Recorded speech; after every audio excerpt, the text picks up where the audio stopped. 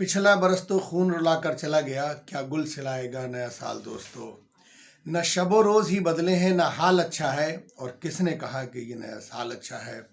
दोस्तों, दुनिया में पिछला साल जो त्रासदी जो रुला के गया है, और नए साल में ओमिक्रॉन के नाम से एक नई दस्तक हमारे सामने है। अगर हम चाहते हैं कि हमारा 2022 अच्छा गुजरे, तो हमें इससे बचने के लिए और इससे लड़ने के लिए हर इक़दामात उठाने होंगे जो हम उठा सकते हैं। दोस्तों, हरिद्वार की धर्म संसद पर 5 सेना प्रमुखों ने और 100 से ज़्यादा प्रमुख लोगों ने राष्ट्रपति और प्रधानमंत्री को चिट्ठी दी है, जिसमें मुसलमानों, अल्पसंख्यकों, ईसाइयों को, दलितों का नरसंहार का भी जिक्र है। उस पे उन्होंने आपत्ति जताई है। अब सवाल ये उठता है कि इन सब पर कब कार्रवाई होगी, और महामहिम और प्रधानमंत्री जी कब सचेत होंगे और कब इन पर एक्शन लिया जाएगा, या कब इस पर वो अपना बयान देंगे। में उत्तर प्रदेश में एक व्यापारी के घर में छापा पड़ा, जहां पर 64 किलो सोना, 6 कुंटल चंदन का तेल और 177 करोड़ रुपए कैश बरामद हुए। इस पी के बारे में ये कहा जाता है कि गलती से दूसरे पी के घर जाना था, पर वो पी के घर चले गए।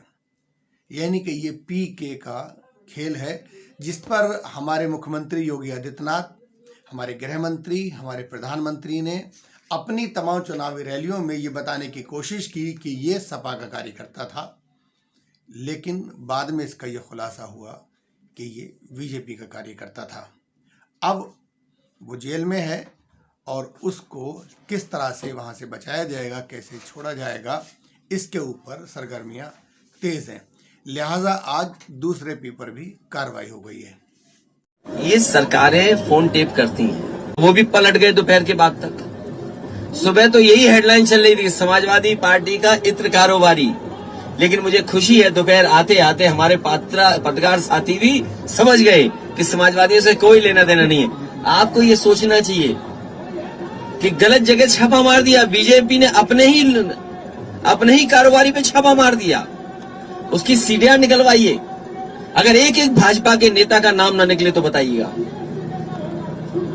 जो पीयूष जैन, जिनके वो घर में छापा पड़ा है, जिनके यहाँ अभी भी नोट निकल रहे हैं, अब तो नोट निकलना बंद हो गए हैं। बेसमेंट में नोट निकले, दीवालों में नोट निकले, लॉकर्स में नोट निकले। जिम्मेदार कौन है? वो छापा मारना चाहते थे, इत्र वाले गए। उसका नाम था पुष्पराज जैन, इनका नाम था पीयूष जैन। लगता है डिजिटल इंडिया की गलती हो गई, पुष्पराज जैन की जगह पीयूष जैन आ गए, तो पीयूष जैन के यहाँ छापा मार दिया।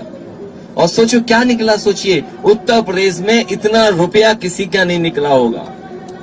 जो सरकार में है वो बता सकते हैं रुपया कहां से आया है। जिनकी बैंकें हैं वो बता सकते हैं कि बैंकों से पैसा कब निकाला गया है। और अगर नई नई गड्डियां निकली हैं उसमें, तो जिस बैंक की गड्डी पर नाम लिखा होगा, जिस बैंक से कार्रवाई हुई थी वो थे पीयूष जैन, और आज जिन पर जो कार्रवाई हुई है वो है MLC पुष्कर जैन।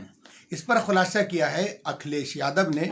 मैं ये उनका बयान आपको सुनवाता हूं, और आपको माननीय गृह मंत्री जी का भी बयान सुनवाऊंगा, जिन्होंने इस कार्रवाई पे क्या किया था।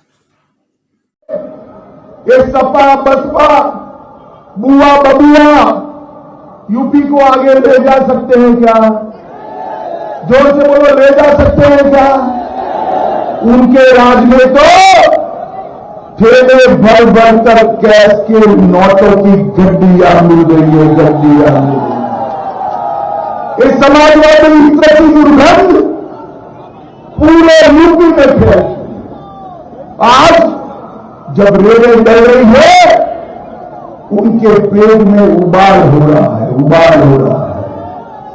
मित्रों, आपको तकलीफ है?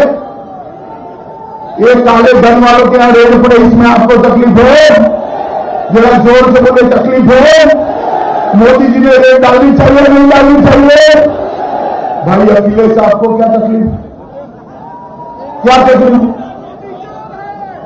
मित्रों, ये बुआ बबुआ, ये कांग्रेस पार्टी कभी यूपी का विकास नहीं कर सकती। जनता को मेट्रो की सौगात देने के लिए प्रधानमंत्री जी आए थे। समाजवादी पार्टी के लोगों ने वहां दंगा भड़काने का कार्य किया, लेकिन भारतीय जनता पार्टी के कार्यकर्ताओं और कानपुर की जनता का मैं अभिनंदन करूंगा, जिन्होंने इनके भड़काने का किसी भी साजिश के उसमें ना करके पुलिस ने तत्काल कार्रवाई की और जितने भी ये गुंडे थे सबके खिलाफ प्रभावी कार्रवाई कानपुर के अंदर हुई है। मैं वास्तव में ये समझ नहीं पा रहा था कि रायबरेली यहां पे राणा बेनीमाधव जिन्हें कभी भी विदेशी हुकूमत की अधीनता स्वीकार नहीं की थी, वे उसके खिलाफ लड़ते रहे। वीरा काशी के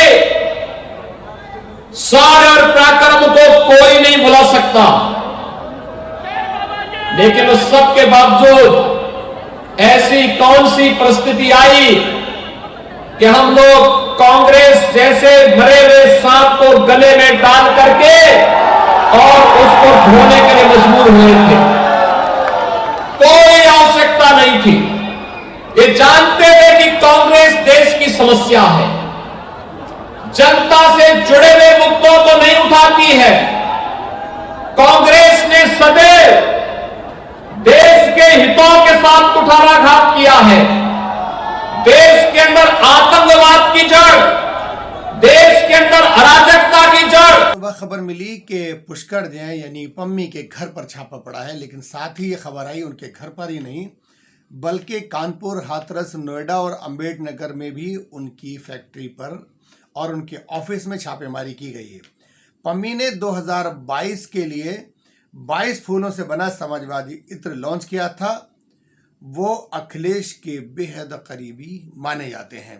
पहले बताया जा रहा था कि पुष्कर जैन अश्कर जो अखिलेश यादव उनके बेहद करीबी हैं, लेकिन अब ये बनाया जा रहा है कि दूसरे भी अखिलेश के करीबी माने जाते हैं। पम्मी जैन के अलावा कन्नौज के एक इत्र कारोबारी मोहम्मद याकूब के भाई मोहसिन के घर पर भी छापेमारी की।